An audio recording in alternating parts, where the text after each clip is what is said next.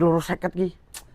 Piye iki? Kenapa to Mas? Kok udrak-udruk dhewe ket mau. Nek iki lho, Dik, aku bar tuku gitar iki lho. Wah, gitare apike ngene iki lho. Iki Mas kudu invest pokoke iki. Saka gitar iki tak nggo nabung, Mas sameh nabung mulai saiki. Nabung ning ndi? Wis pokoke nggo carane jalane Mas. Lah iki sing utama to, Dik. Sing utama. Iki gitar iki tulung aku tuku ning Hamid to. Heeh. 250. Terus? Sampean kan ngerti nomor rekening Hamid. Terus? Yo ditransfer sik. Iki Mas tak muter. Biasa. Pokoke karo gitar iki, pokoke Mas kudu invest. Ben koyo Timothy iki lho Dik iso nabung Bitcoin. Yo, tenan. Durung Mas. Lah yo makane mulai saka gitar iki gitar perjuanganku. Iki dino iki.